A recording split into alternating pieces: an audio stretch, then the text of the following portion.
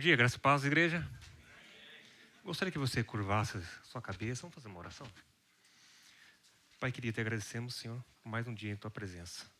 Te pedimos, Senhor, venha falar conosco através da tua palavra.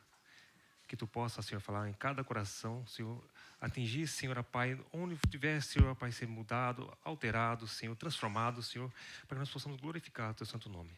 Te pedimos a tua paz e misericórdia, em nome do Senhor Jesus. Amém. Hoje estaremos estudando 2 salmos. Primeiro salmo, 137. Peço para irmãos abrir a Bíblia de vocês. Em Salmo 137.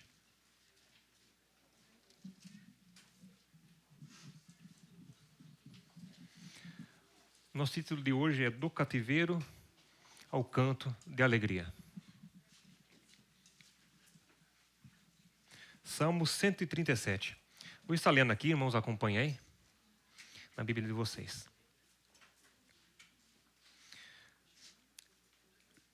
Amém? Junto aos rios da Babilônia, nós nos assentamos e choramos, com saudades de Sião. Ali nos salgueiros, penduramos as nossas harpas. Ali os nossos captadores pediam-nos canções. Os nossos opressores exigiam canções alegres, dizendo: cante para nós uma das canções de Sião. Como poderíamos cantar as canções, irmãos, como poderíamos cantar as canções do Senhor numa terra estrangeira? Que a minha mão direita definhe.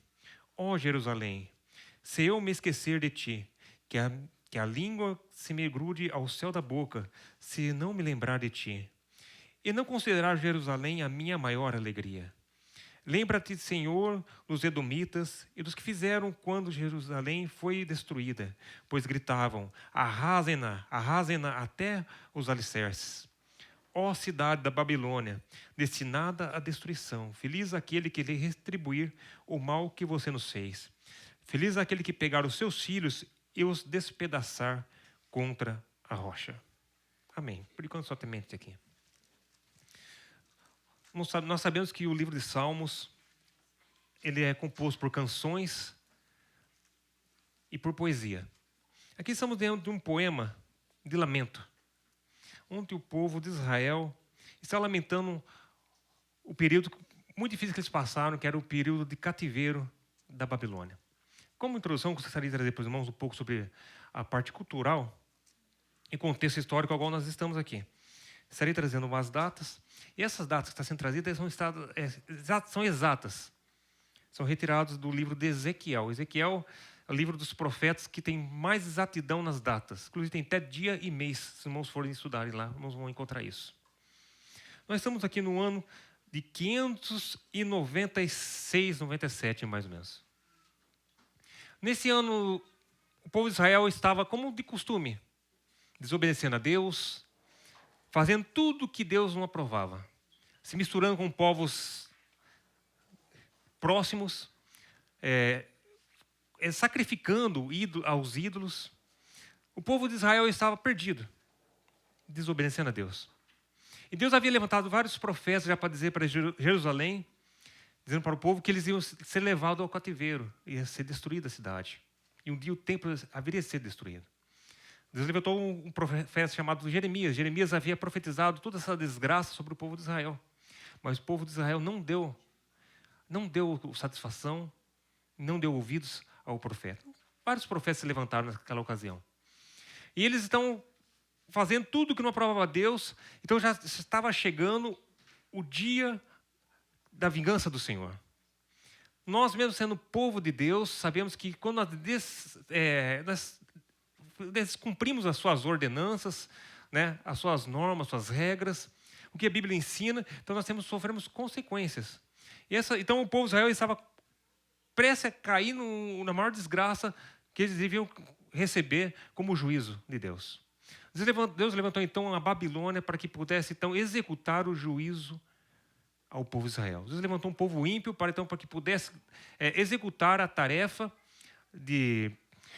para que Israel pudesse então ser afligido ser agoniado para que possa entender quem era Deus. Por várias vezes Deus havia permitido ocasiões parecidas, mas o povo não tinha dado atenção, mas Deus então preveu essa ocasião exata para que então eles pudessem agora ver realmente a causa e efeito do pecado na vida do ser humano. Deus levantou então o profeta Jeremias para falar sobre isso com o povo, mas o povo não deu ouvido. Em seguida Deus levantou um outro jovem chamado Daniel. A primeira deportação em 596 a.C., Daniel foi levado na primeira deportação. E Daniel foi levado para trabalhar na corte. Então ele esteve em um lugar excelente. Mesmo sendo escravo, como eunuco, ele foi levado para a corte. Jeremias continuou até o fim da sua vida lá em Judá, onde a cidade foi destruída posteriormente. Ele viveu toda a sua vida lá e não foi para o exílio na Babilônia, mas ele esteve junto com os exilados até um certo ponto, depois esteve na terra de Judá, onde ele morreu ali, ainda exercendo o seu ministério. Mas na segunda deportação, foi em 587 a.C., um jovem chamado Ezequiel. Ezequiel foi levado também ali para o cativeiro, na segunda deportação. E Ezequiel, então, como nós conhecemos, é o profeta Ezequiel. Ele, aos seus 30 anos de idade, ele exerceu o seu ofício, o seu ministério de profeta. Interessante, irmãos, abrindo aspas, quando alguém que era da linha sacerdotal fosse cumprir o seu sacerdócio, ele só podia executar aos 30 anos de idade. Ezequiel, ele era da linhagem sacerdotal. Então ele deveria assumir a sua posição como sacerdote. Mas Deus o chamou diferente. Dentre todos os seus familiares, ele foi o único que foi separado como profeta. Quando analisamos a história, nós começamos a entender um pouco as coisas. Vemos que Jesus Cristo foi chamado com quantos anos de idade? Com 30 anos de idade. Exerceu o sacerdócio. Então, Ezequiel ele foi chamado para exercer o seu ministério, mas não como sacerdote, mas sim como profeta com o povo. Ezequiel ele foi levado ao cativeiro, mas ele não foi deixado como Jeremias, e nem foi levado também para trabalhar na corte como Daniel. Ele foi levado para estar junto com os exilados em Tel Aviv, uma região onde que era a cidade, Tel Aviv é a cidade que ouvia a adoração aos ídolos, a sacrifício aos ídolos. Havia o rio, que era um braço do rio Eufrates, aquele rio ali, naquela margem do rio, era levantado sacrifícios aos deuses, porque os babilônios eram politeístas, adoravam vários deuses. E nessa conjuntura, nesse momento, nesse local, nesse movimento que Ezequiel estava ali, ele foi levado para o lugar onde o povo de Israel menos queria ficar. Era ver onde eram sacrificados outros ídolos. Então nós entramos no texto em Salmo 137. Aqui nós observamos que ele começa assim. Vamos estar lendo de novo aqui. Junto aos rios da Babilônia, nós nos sentamos e choramos com saudade de Sião. Uma impressão que eles foram levados justamente aonde eram feitos sacrifícios aos deuses. E ali não havia o templo de Deus, ali não havia Jerusalém. O decreto de Deus era o seguinte: todo aquele que fosse adorar devia subir a Jerusalém para adorar, um tempo determinado. E o estrangeiro, quando estivesse fora da cidade santa, devia olhar para o lado da cidade e fazer as orações olhando para a cidade. Mas eles foram levados para um lugar longe, onde tinha adorações. Eles não podiam adorar a Deus, porque estava fora da terra prometida. E também eles não podiam olhar para trás, para o lado de Jerusalém. Eles ficaram todo o tempo ali agoniados, sofrendo por não ter o direito de poder exercer aquilo que eles mais gostavam, de adorar a Deus. Então, junto ao rio da Babilônia, nós assentamos e choramos com saudade de Sião, da cidade santa. Versículo 2. Ali nos salgueiros penduramos as nossas harpas. Salgueiro, os irmãos conhecem salgueiro, no Brasil é conhecido como uma árvore chorão. É uma árvore que tem aquelas folhas tudo caídas para baixo, aquela árvore bonita, tem umas flores bem que destacam, é muito linda a árvore. E essa árvore ela gosta muito de água, então essas árvores são plantadas beirando as águas, geralmente. E ali, nessa ocasião, era feito ruas de árvores ali beirando o rio. E então eles penduravam as suas harpas que eles tocavam, era o instrumento de música deles. E aqui está dizendo, ali no salgueiro nós penduramos as nossas harpas. Não sabe por que eles penduravam a harpa? Porque eles não tinham alegria de louvar a Deus. Foi entoado um cântico aqui muito bonito, fala assim, no momento da tribulação, da angústia, vamos adorar ao Senhor. Foi entoado o segundo louvor aqui. Mas, na verdade, é muito difícil fazermos isso na prática. Na momento da dificuldade, nós queremos ficar calados, nos separamos das outras pessoas. E isso foi o que aconteceu com o povo de Israel. O povo, eles penduraram as suas harpas, não tinha motivo para entoar um cântico a Deus. Versículo 3. Ali nossos captadores pediam canções. Os nossos opressores exigiam canções alegres, dizendo: cante para nós uma das canções de Sião. Imagine, os soldados, os homens nativos da Babilônia, chegava o povo de Israel, que sabia que o povo estava triste, porque estavam exilados, estavam sendo escravizados, e falava assim: oi, cante canções de Sião para nós queremos ouvir canções. Não porque eles queriam adorar a Deus, mas como chacota. O inimigo faz isso conosco. Quando nós caímos, quando nós tropeçamos por causa dos nossos próprios pecados, que foi o caso aqui do povo de Israel, e isso também reflete muito a nossa vida de hoje. O que acontece conosco? O inimigo fica nos acusando. Ele dá o bolo, dá o prato para você comer, o prato é muito bonito, você cai na tentação, depois ele te joga na cara. Cante um louvor ao Senhor. Você comete uma coisa errada, aí você tem até vergonha de chegar à noite e falar, orar a Deus. Você tem vergonha de entrar na presença de Deus porque você fez algo errado durante o dia. Você fica vergonhoso pelos seus próprios pecados. Sabe que aconteceu isso com você alguma vez? Acho que comigo aconteceu, com vocês provavelmente deve ter acontecido. Então, aconteceu o que aqui? Eles estavam julgando, estavam tirando sarro do povo de Deus. Cante canções para nós. Não é vocês que ficavam cantando louvores ao Deus Altíssimo, que você disse ser o único Deus? Por que vocês estão com as harpas penduradas? Toque para nós, cante para nós. O inimigo faz exatamente isso em nossas vidas nos dias de hoje. Continuação aqui. 4. Como poderíamos cantar as canções do Senhor numa terra estrangeira? Sabe, irmãos, você talvez não está no cativeiro, você não está isolado, mas você se sente isolado, fora do seu lugar certo que você devia estar. E você fala: como que eu posso cantar? Estou com dificuldade financeira, estou com problema familiar, o casamento está sendo destruído, meus filhos estão pendendo para as drogas ou outra coisa, tanta coisa acontecendo. Como posso cantar ao Senhor? Como poderia eu cantar estando tão longe? É isso que ele está dizendo aqui. Ele fala que aqui ele fala, tem um jogatilho de palavras que fala assim: que a minha mão direita define, ó Jerusalém, se eu me esquecer de ti. Que a língua me gruda ao céu da boca, se eu não me lembrar de ti. Ou seja, é um trocadilho que ele fala assim: como posso cantar? É melhor que a minha língua grude no céu da boca do que eu entoar um cântico com o coração triste.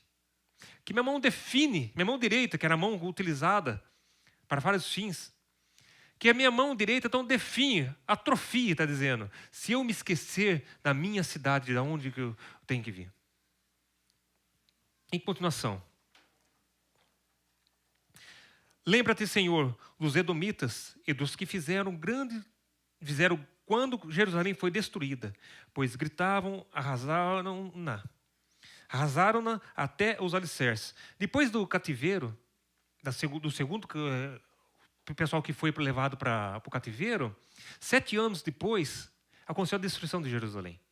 Até então, Jerusalém tinha sido, foi sitiada, foi subjugada, mas não havia sido destruição nenhuma. Mas, de repente, os babilônios voltaram por causa de alguns assuntos que tinham pendentes e destruíram a cidade inteira, queimaram a cidade e destruíram o templo de Deus.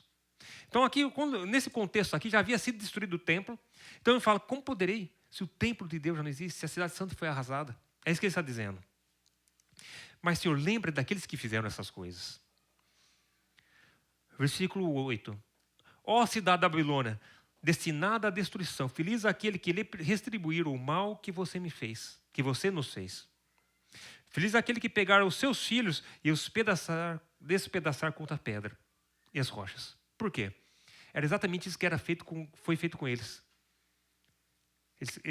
Eles tinham a mente, bem por bem, mal por mal.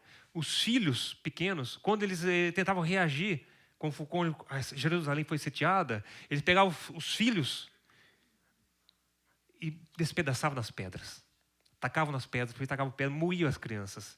Então ele fala que aconteça a mesma coisa com quem fez isso conosco, Senhor. Essa é uma oração, não é um pedido de vingança, mas é um pedido de Senhor, olhe para nós, olhe o que fizeram com nós, com nossos filhos. Senhor, retribua a eles a tua justiça. Eu quero que você pense um pouco nesse contexto aqui, irmãos. Eu gostaria que você pudesse imaginar você dentro desse contexto. Não estou querendo aplicar a psicologia em vocês, querendo cativar vocês emocionalmente. Não, não é isso. Eu quero que você se ponha no lugar, porque isso reflete nos nossos dias de hoje. É a mesma coisa, só com situações diferentes. E quando você se põe no local, como se tivesse você lá no meio, sofrendo, você consegue aprender um pouco mais. Então, se põe você no meio de um povo. Esse povo era o povo escolhido de Deus, o povo chamado para ser exemplo para as outras nações. Mas você vive fazendo coisa errada, desanimando Deus. Não fazendo a vontade de Deus. E Deus olhando, e Deus dando linha para você, dando corda para você, e você nada, e nada. E Deus chamando um profeta aqui, outro profeta ali, outra pessoa levanta ali, e você não... Continua do mesmo jeito. Hoje você não tem os profetas levantando no meio da igreja, embora Deus use pessoas ainda, eu creio nisso. Mas você tem a palavra de Deus. E a palavra de Deus está sempre indo de encontro de nós e nos julgando. E falando, olha, isso você está fazendo errado. Isso não convém.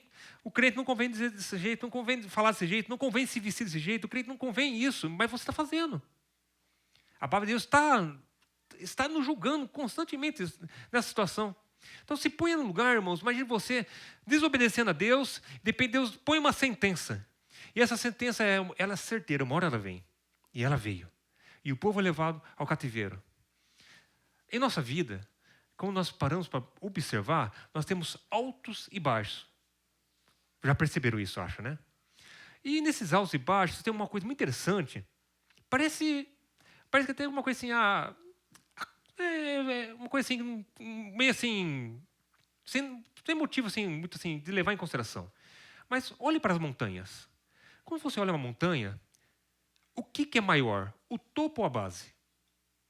A base. A base fica no vale, não fica no vale? O topo fica onde? Fica no céu.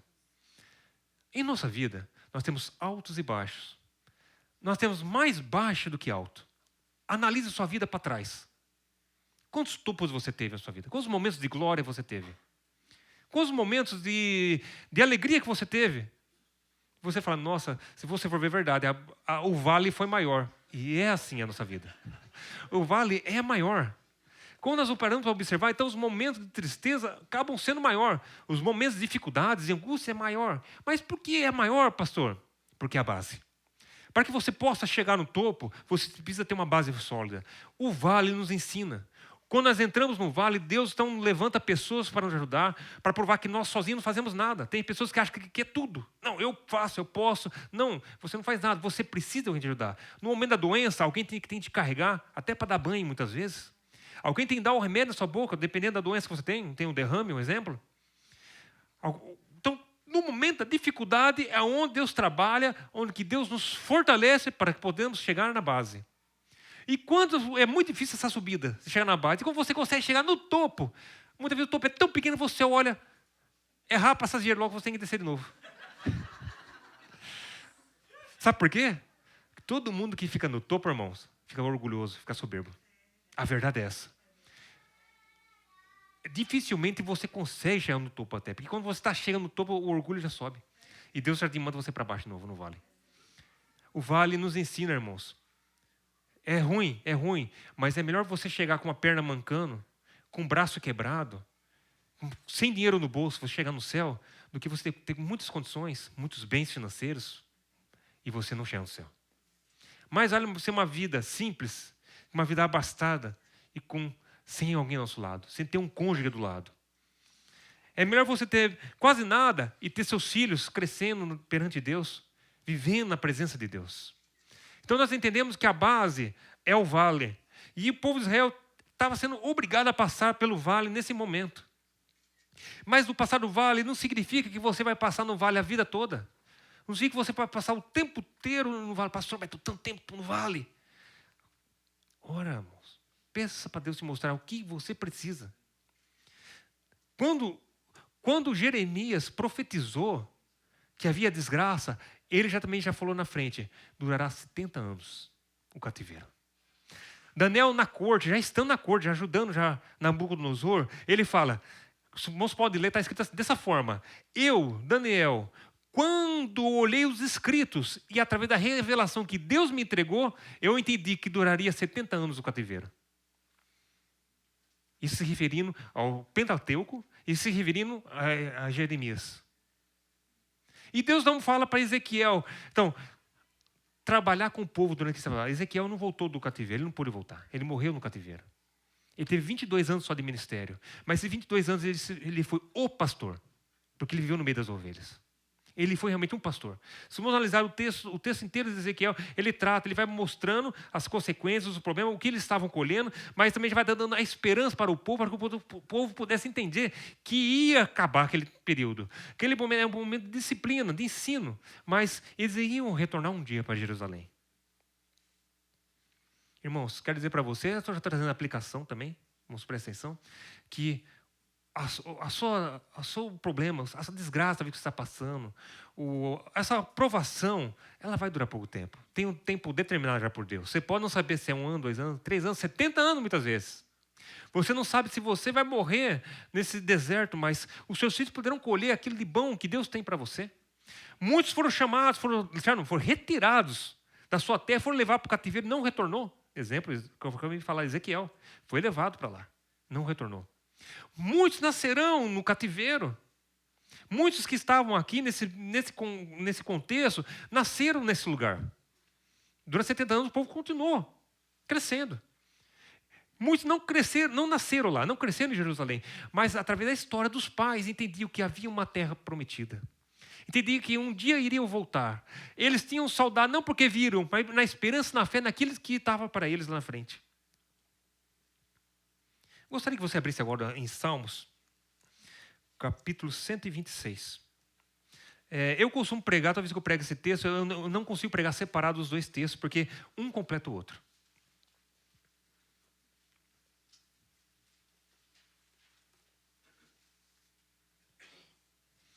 Salmos 126. Estarei fazendo a leitura, irmãos, acompanhem. Quando o Senhor trouxe os cativeiros de volta de Sião, foi como sonho.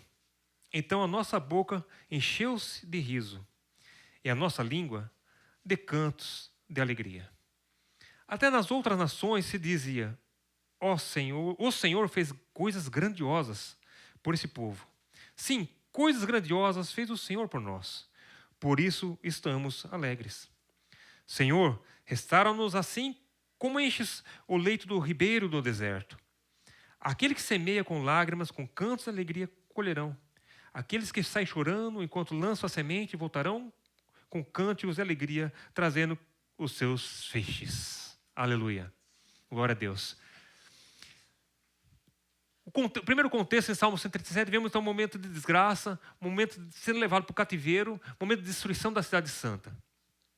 E o povo sofrendo, sendo escravizado, e vendo holocaustos e sacrifício a outros deuses, porque a cidade que eles estavam era a cidade exata onde que fazia o maior movimento de adoração aos deuses do povo babilônico. Mas no contexto do Salmo 126, nós encontramos outra coisa.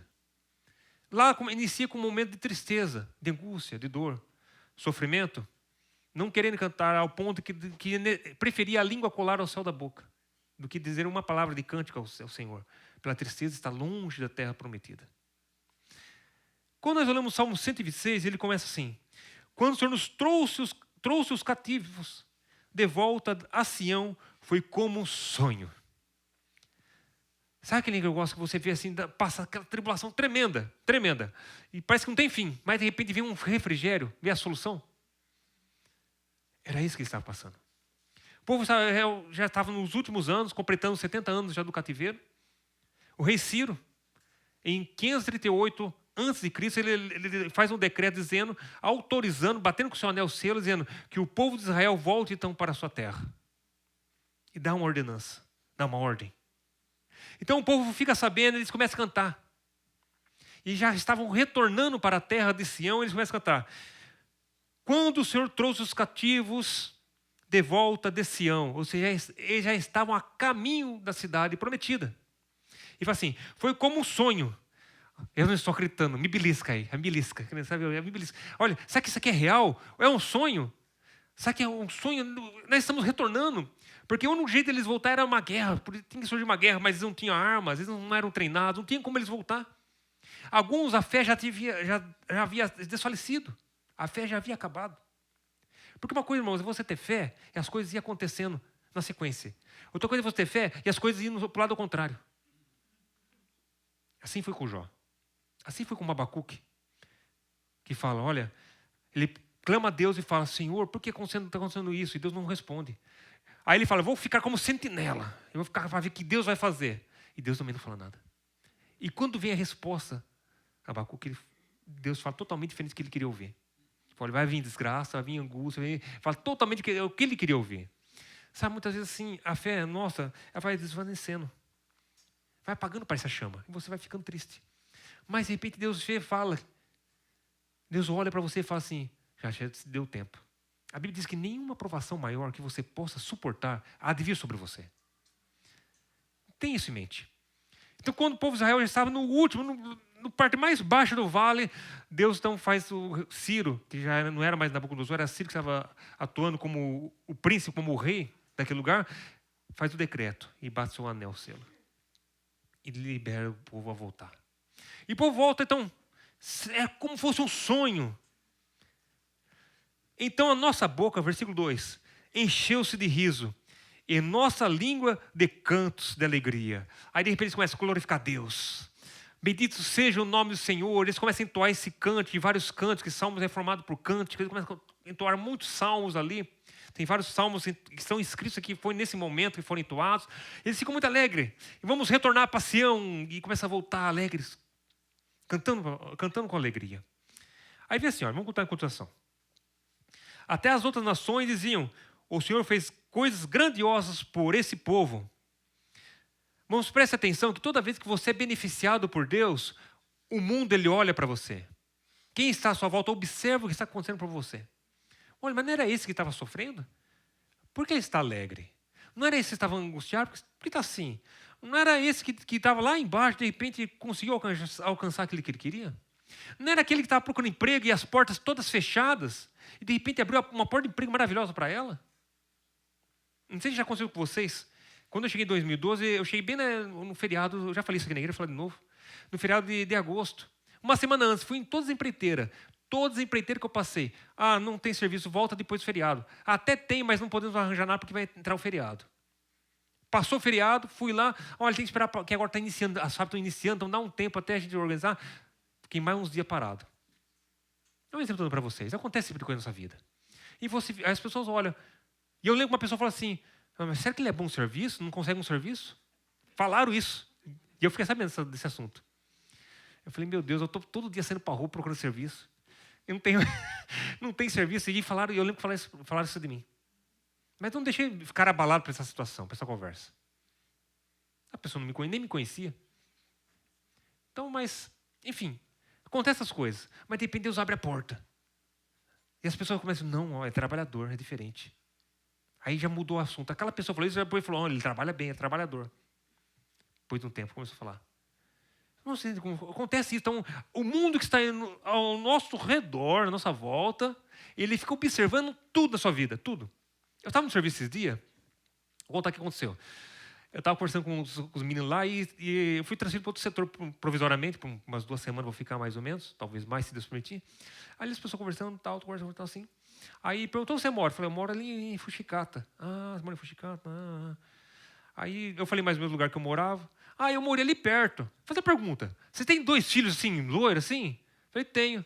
Você tem um cachorro shih tzu? Eu falei, tenho. Rapaz, você sabe tudo da minha vida? Está me monitorando? Eu falei, não, que eu morava lá perto, eu via. Pessoas diferentes observam. Então, quer dizer, sabia onde eu morava, sabia quem eram meus filhos, e eu nem conhecia a pessoa. Sabia que tem até um cachorro. Irmãos, as pessoas monitoram você. Pode ter certeza. O governo monitora você. Tudo que você faz, você está sendo filmado. Vocês estão dando risada, mas a verdade é essa. Nós estamos sendo. A Bíblia diz que há uma nuvem de testemunhas ao nosso redor, olhando e nos observando. Por isso, toma cuidado. O que você fala, o que você faz, que você até pensa muitas vezes, porque imagine se eu fizesse alguma coisa errada na região onde eu morava, aquele rapaz ia falar, mas você é que fez isso e isso. Você é que jogou lixo errado. Não podia falar?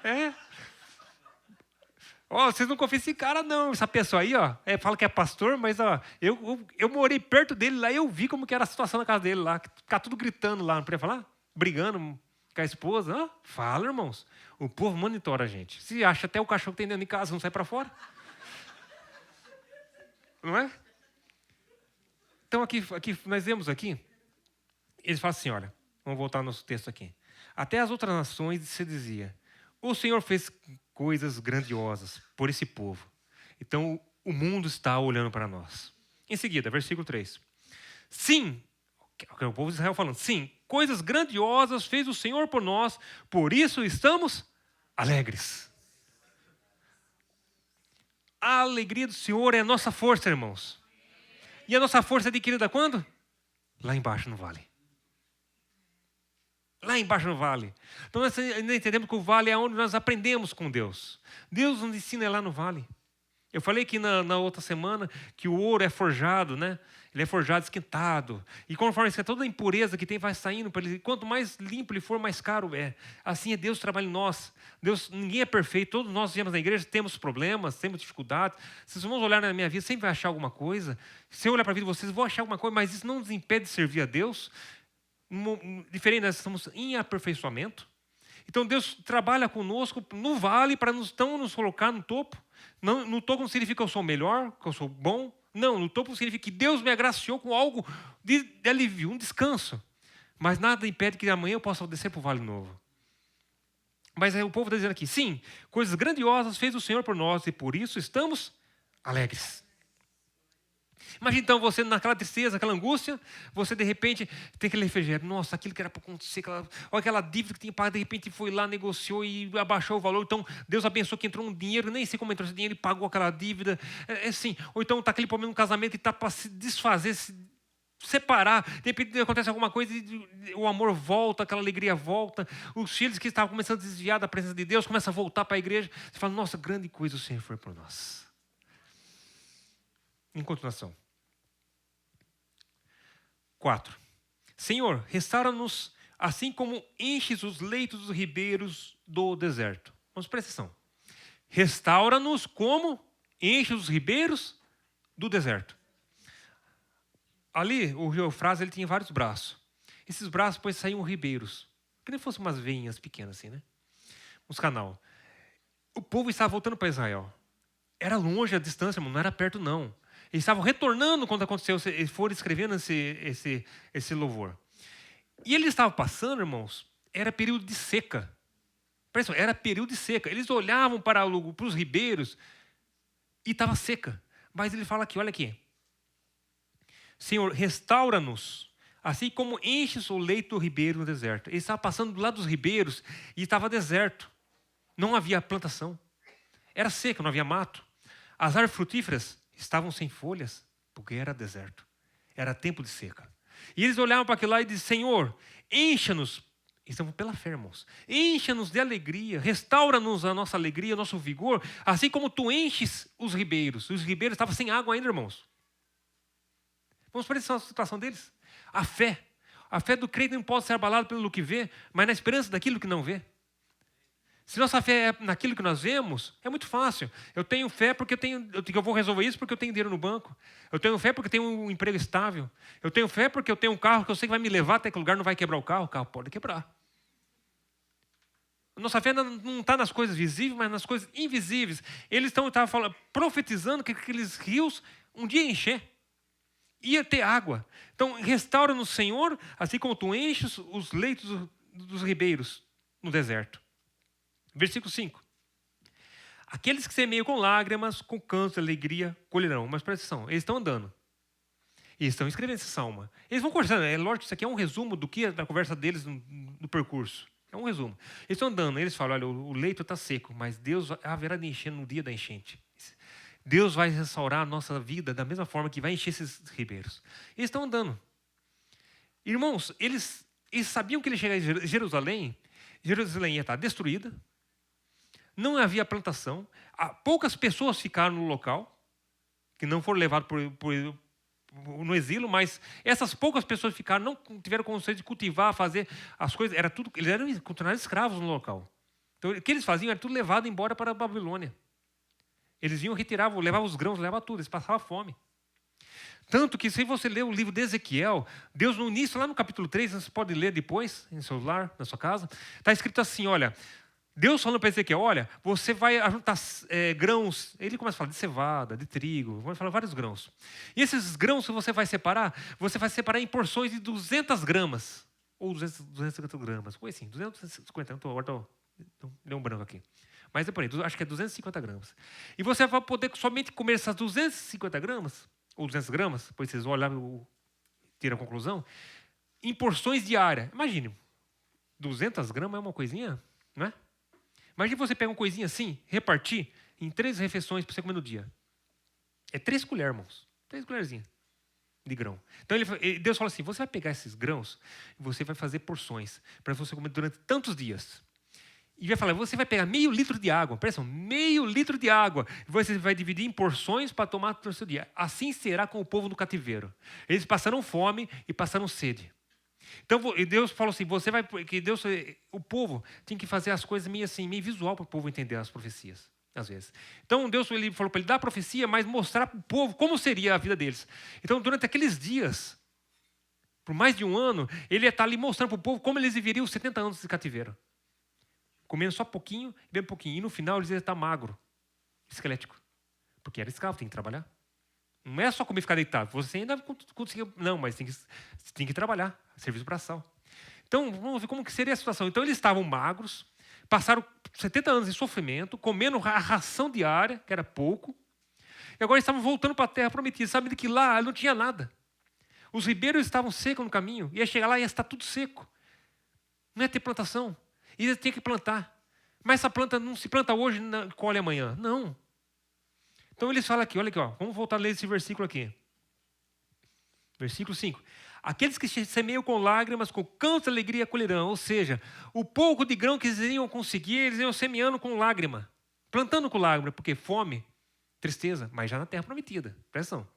Eles estão cantando, pensando lá na terra prometida. Eles iam plantando, esperando o dia da chuva, o dia da rega, para que pudesse nascer aquela planta. Por isso dá o grão. Então, não é porque Deus liberou eles, que o rei bateu o decreto, falou, não pode ir, que eles iam, chega lá. Não. Eles iam passar ainda por dificuldades. Então, muitas vezes você recebe um alívio, assim, você fala, agora sim. Não, mas ainda você está no vale ainda. Você está subindo, presta atenção, irmão. Nós estamos subindo a montanha. E nessa subida é difícil, você cansa. É difícil subir. Pega um lugar bem íngreme, tenta subir, você vê. Dói as pernas, cansa. Eles estavam indo nessa subida. E eles estavam fracos. Mas eles estão aqui profetizando. Aqueles que semeiam com lágrimas voltarão. Olha aqui, irmãos, pessoal. Aqueles que semeiam com lágrimas, com cantos de alegria, voltarão com cantos de alegria, colhendo. Versículo 6. Aquele que sai chorando, enquanto lança a semente, voltará com cantos de alegria, trazendo os seus feixes. Então ele está falando assim, vamos semear, vamos plantar coisa boa, vamos plantar trigo, vamos plantar isso, vamos plantar aquilo, vamos plantando, sabendo que Deus irá dar a chuva, irá dar o crescimento, irá dar o grão. Então eles voltarão colhendo os feixes, né? Que no Japão passa a máquina, colhe tudo, sai só o grão, mas naquela época colhia o feixe, botava para secar, depois batia o feixe no lugar de bater, para os grãos poder soltar do mato. Depois ele ia trabalhar para poder, naqueles grãos para poder comer. Então eles sabiam que era um processo, mas Deus estava no processo. Nós passamos nossa vida inteira por processo, irmãos. Nossa vida, já falei várias vezes, eu não vou cansar de falar, dura poucos anos. Tem uns que nascem e já morrem, outros nascem, duram um pouquinho, outros ficam 60, 70, 80, alguns chegam aos 100, como sempre fala aqui no Japão, passa de 100. Mas nossa vida aqui é passageira, toda nossa vida é um treino. Então Deus vai nos ensinando, vai nos lapidando, vai trabalhando nossa vida, para que nós possamos fazer o mesmo, exercer aquilo que Deus preparou para nós, que é semear. Nós sabemos que nós semeamos coisas boas, colhemos coisas boas. Aqui estão semeando sementes boas. Então fala, aquele que semeia, então voltarão colhendo. Aqueles que semeiam chorando, porque é triste. Você talvez não trabalhe no campo, você talvez não sabe o que é plantar. Mas você observou pelo menos alguém plantando. É no tempo, no sol. É no calor. É no meio da chuva, você tem que ir lá arrancando os matos que vai nascer no meio da plantação, para que não atrapalhe a plantação. Porque se o mato crescer junto, ele rouba o nutriente da planta principal que você quer. Aí não vai dar os grãos bonitos como você quer. Então você sempre tem que tirar. Tem a praga que vem, e tem que tirar a praga de algum jeito. Hoje existe inseticida, que passa e mata os animais, os bichinhos, mas naquela época não tinha. Era tudo na mão. Então sabemos que a dificuldade que tem de plantar e de cuidar. Mas você sabe que quando você tem um Deus junto com você, por mais que seja difícil a sua jornada, Deus está com você. Ele não vai permitir que você desfaleça no caminho. Deus vai levar você então aonde Ele quer que você chegue. E nesse processo da sua vida, você vai aprendendo muitas coisas da sua vida. E esse processo de aprendizagem não é somente para você ficar somente para você, não. Esse processo é para você passar para os seus filhos. A Bíblia diz que temos que passar para os nossos filhos e para os filhos dos nossos filhos, assim, de geração em geração. Devemos ensinar. Então a igreja tem esse ofício de ensinar os outros que vêm depois de nós. Nesse processo de aprendizagem, nós vamos aprendendo com Deus. Deus vai nos ensinando. E nós vamos aprendendo o quê? A ter uma vida em santidade com Deus. Porque ninguém é santo. Se falar que existe santo, não existe. Nós somos santificados em Cristo. Nós estamos num aperfeiçoamento até chegar na estatura de Cristo. Então nós fazemos coisa errada, mas nós reconhecemos que fazemos coisa errada. E quando você então reconhece, Deus te perdoa. Deus, Ele pode perdoar, se você reconhecer o seu erro. Quando lemos do filho pródigo, quando ele caiu em si do pecado dele, ele fala, pequei contra os céus e contra o Senhor. Pai, pequei contra ti e contra os céus. Não mereço mais ser chamado teu filho, mas me trata como um dos seus empregados. Essa é a posição que nós temos que ter diante de Deus. Senhor, eu errei. Eu sei que minha vida não foi boa ano passado, mas estou diante de ti. Mas as consequências vêm. O que você planta, vem. Aí você fala, Senhor, me ajuda a passar essa tempestade. Me ajuda a passar essa aprovação. Eu sei que foi eu que semeei. Eu sei que foi coisas minhas. Muitas vezes você pode até falar, não, mas não fui eu que fiz isso, foi outra pessoa que fez, eu estou colhendo. Mas vem. Passa um aprendizado. Não murmure, irmãos. Porque se você murmurar, Deus joga de novo você no cativeiro. Até você aprender. Enquanto você não aprender, você vai ficar no cativeiro. Então, quando nós entendemos o propósito de Deus para nossas vidas, nós entendemos que nesse baixo Deus não nos castiga por causa dos nossos pecados, mas no momento exato Ele nos restaura a nossa posição. E nós podemos então ter o fôlego, a alegria de louvar a Deus no meio das diversidades. Glorificar Ele, Senhor, olha, eu estou passando por isso, mas eu sei que Tu vai me ajudar. Tu vai me tirar onde eu estou. Tu vai tirar meus filhos daquele lugar. Meu pai que está naquela situação, que eu sei que Tu vai entrar com a Tua providência divina e Tu vai restaurar a vida dele. Deus nos ensina através desse texto aqui, irmãos, esses dois textos, um texto falando sobre o castigo. Um texto falando do sofrimento. Um texto falando sobre o choro. E outro texto falando sobre alegria. Um iniciando com tristeza e choro. Outro iniciando com cantos de alegria. Para que você possa entender, então, que Deus, Ele está te vendo. Deus, Ele quer restaurar a sua posição. Pastor, mas eu nunca tive uma posição boa. Então, Deus quer te pôr essa posição boa. Ah, pastor, eu sempre sofri na minha vida. Minha vida inteira foi um inferno. Tem gente que fala assim. Não, irmãos. Pense no aprendizado.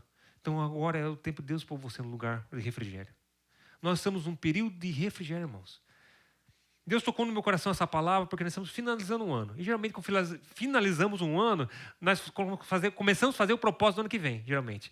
O ano que vem eu não vou fazer isso. Ano que vem eu vou fazer dessa forma. Ano que vem eu não vou ficar comendo besteira, eu vou começar a comer mais coisa saudável. Ano que vem eu vou fazer isso e isso. Ano que vem eu vou trabalhar mais para o Senhor. Chega o ano que vem, sabe o que acontece? Você continua do mesmo jeito que você estava no ano passado. Aí você chega no meio do ano, você está lá esperando, não, mas eu vou conseguir mudar, eu vou mudar. Aí chega na metade do que vem, você está pensando, vai chegando para o fim. E assim é aquele ciclo vicioso. Você não consegue estar onde você está. Essa é a verdade. Você não consegue melhorar. Então eu quero que você reflita isso. Põe em prática para que você possa sair do cativeiro, meu irmão. Minha irmã, meu jovem. Ah, pastor, eu estou tanto tempo no cativeiro. Eu queria tanto arrumar um namorado e casar. Irmãos, Deus está te ensinando você alguma coisa disso, meu jovem. Deus está querendo mostrar uma coisa para você. Enquanto você não entendeu os propósitos de Deus para a sua vida, nós vamos chamar para um propósito. Sim, devemos viver, sim, queremos comprar casa, temos sonhos, comprar casa, comprar um carro bom, ter um bom emprego estável, mas não é isso, para isso que Deus nos chamou. Enquanto você não entender isso, as suas coisas não vêm. Não vai vir. Olha que o povo precisou sofrer 70 anos, embora Deus já havia determinado que seria 70 anos, porque seria o período máximo que eles poderiam aguentar o sofrimento. Mas você também tem um período também determinado. Mas se você não logo se põe na sua posição como filho de Deus, como você quer receber as bênçãos da herança de Deus? As heranças, as bênçãos, só vem para quem está pronto. Você já viu alguém assumir uma posição sem estar pronto? Uma pessoa aceita Jesus, já consegue vir pregar? Uma pessoa que está numa empresa, exercendo lá, está limpando, fica falando, eu olho para o gerente e falo, eu podia ser como aquele gerente, porque está no lugar do gerente. Mas será que essa pessoa, se ela estivesse no lugar do gerente, ela conseguiria resolver o problema que o gerente resolve? Pense bem, aonde você está é culpa sua. Você tem que se pôr no lugar. Se você quer melhorar a sua vida, procure mais servir a Deus. Se você quiser realmente sair da posição que você está ali no vale, naquele vale que você diz que é um vale, tenta aprender aqui, ali no vale. E busca Deus. Busca Deus. Tem que falar, eu não consigo isso aqui, eu não consigo, porque você não busca também. Não se aperfeiçoa também. Pastor, mas é tão difícil, onde eu vou aprender? Está aqui, irmãos, tem tudo. Problema com a família? A solução está aqui. O remédio está aqui. Problema com a saúde? O remédio está aqui. Problema com o quê? Qual é o seu problema que você tem? Diga para você mesmo qual é o seu problema. Tem tudo aqui dentro. Não precisa correr atrás de profeta por aí. Não precisa você ficar correndo atrás dos lugares. Está tudo aqui dentro.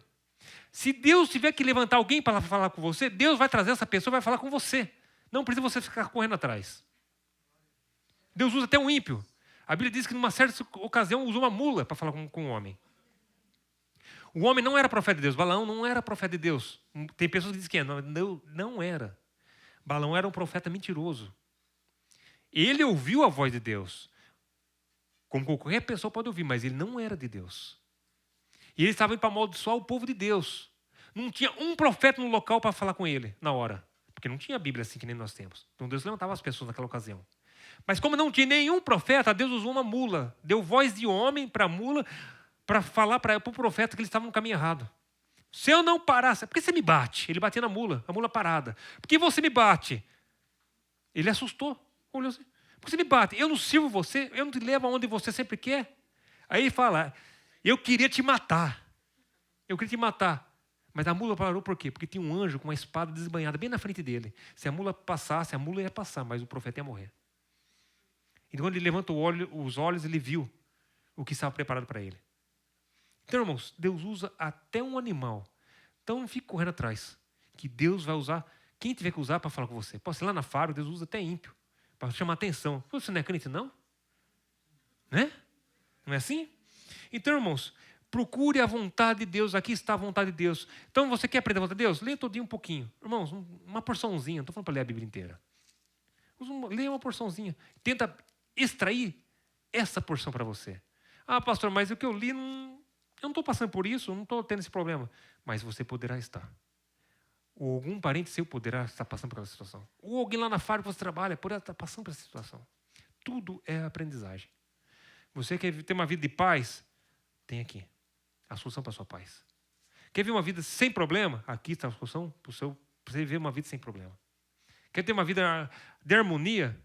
Seja com quem for, dentro de casa ou fora de casa? Aqui está a solução. Você quer dar a vida eterna? A solução está aqui dentro. Essa é a palavra da vida eterna para nós. Não precisa ficar correndo atrás das coisas, não. Aqui está tudo que nós precisamos para que nós possamos chegar até aquele dia quando soar a última trombeta. A Bíblia diz que quando chegar no dia exato que Jesus irá de voltar, os mortos, aqueles que não estiverem vivos, ressuscitarão. E aqueles que estiverem vivos terão um corpo transformado e juntos encontraremos com o Senhor nas alturas. E estaremos para sempre com Ele. Essa é a nossa esperança, irmãos. O que vem no meio de benefício é benefício. Lembre-se disso. Nossa esperança está em Jesus. Glorifica a Deus no deserto. Glorifica a Deus num momento de dificuldade, que Ele vai te abençoar. Está no sofrimento? Glorifique. Ah, pastor, difícil. Eu sou que nem o povo, estou pendurando as harpas, não quero mais cantar. Então, ore, busca Deus, clame a Deus. Peça a Deus alívio que Ele irá dar, que todo o sofrimento irá acabar. Amém? Deus abençoe a todos, em nome do Senhor Jesus. Convido